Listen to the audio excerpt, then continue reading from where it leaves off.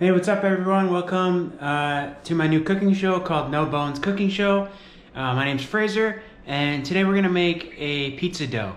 So if you watched the last recipe we tested out the Gozney Rock Box in the outdoor pizza oven. Now I'm gonna go back to basics a little bit and make a fresh pizza dough. There's only a couple ingredients you need. It's super simple. All you need is flour, yeast, salt, and warm water, and that's it. It's super easy. So let's get into it. All right, so another thing you need is a scale. A scale is great for any kind of, when you make any kind of dough or any kind of baking. It's just way more accurate than measuring cups, and it's easier. You can just scoop right out into your bowl. You always want to make sure you place whatever you're putting everything in, and that's going to weigh something. So then you just click the tare button, and that brings it to 0. So into the bowl, we're going to add 175 grams of warm water. You don't want to be too hot or else it will kill the yeast. This is just warm tap water, 175. It's about a little bit less than a cup of water if you don't have a scale at home. And then to that, we're going to be adding 4 grams of yeast. So again, tare that again. And this is just an instant yeast. You buy it in those little packets. I buy it in a larger quantity for work. But yeah, I like to keep this either in my, I take it out of the package because the package isn't resealable, and then I put it in a mason jar. And if I'm using it all the time, I'll put it in the fridge. If I'm not using it a lot, I'll pop it in the freezer. And you don't have to worry about it like freezing together. It's like a live little yeast balls, so nothing bad will happen to it. It actually extends the shelf life a lot by keeping it in a colder space, versus like if you buy those little packets, use one of them, put the other 2 in your cabinet, and then in 3 months you want to make pizza dough again, you know, that yeast will be dead. So great tip is pop that in your fridge. And then we're going to wait a couple minutes for this to activate. So if you use the yeast all the time, you can kind of skip the activation step. But if you're not too comfortable, you won't definitely want to go ahead and not skip this step. That's because if you know your yeast is not active, then the dough won't rise and nothing will really happen. So you're basically going to activate it. I'm just stirring it a little bit with a spoon. And what activation means is you'll start to see bubbles and some movement forming, a little bit of foam on top in 4 to 5 minutes. And we're back. All right, so if you look closely, you can see some bubble action happening. I don't have all the time in the world, and I know that this yeast is fresh, so I'm not going to wait around. But if you want to, you can do it. I'd highly recommend it. So the scale's turned off. They turn off automatically. So turn back that scale. And now we're going to add the flour and the salt. I have 2 bowls of flour here. One is the pre-measured out 250 grams of flour that we're going to need, which is about 2 cups. The other is just extra flour that I'm going to need for like dusting the surface of this work table. And then later on when we're shaping the dough as well. And then just a little bit of salt. Yeah, so we're gonna go ahead and mix the salt into the flour. It's about a teaspoon of salt. Just gonna go ahead and mix that in just so it's fully incorporated. And this is all-purpose flour. Ideally, you'd want to use, if you have access to it, 00 flour. Which is just a higher protein flour, so it's just gonna have a little bit more give to it, or structure, I guess. So yeah, we mixed that 00 flour in. Now we're gonna take it off the scale, and we're just gonna put that down here. And then I'm gonna start incorporating everything together. Ideally, you don't use a spoon. Ideally, you would use something like this, spatula. This is at least what I like to use. And you just start kind of incorporating everything. It's gonna look like it's not gonna come together at first, you know? If you've never made pizza dough before, or any dough, or any baking experience, you're gonna be like, oh my God, what's going on here? It's looking really shaggy, and like, you know, you pick it up, it sticks to your hands a little bit. But yeah. I like the spatula here because you can really scrape the sides. And then you're going to get some of your extra flour here. Just flour the surface a little bit. Nothing crazy. And then we're going to dump this out.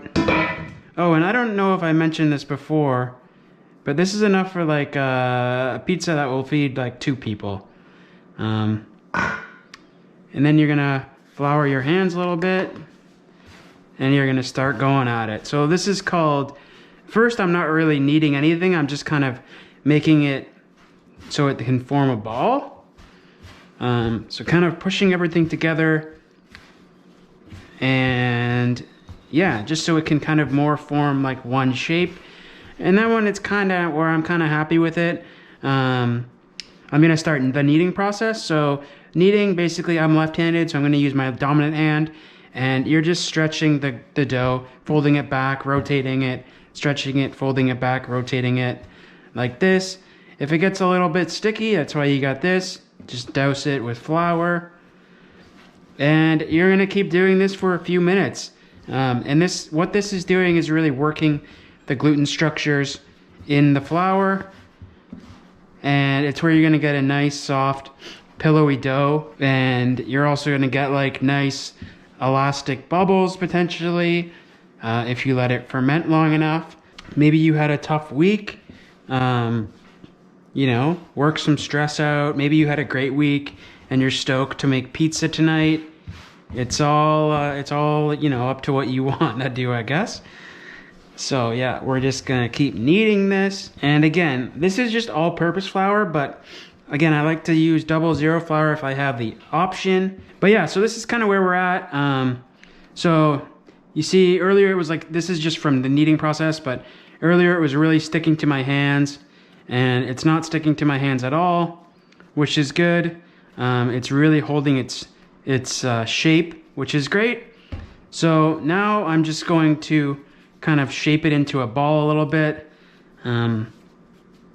This is a big kind of tip. If you want a circular pizza, you're gonna wanna make like a more of a ball-shaped dough ball. It just makes it easier every step along the way, the more round it is. So now we're gonna get a little bit of, I'm just gonna wash my hands, and we're gonna get a little bit of olive oil. Sorry about the mess in the sink. Just making lunch at the same time.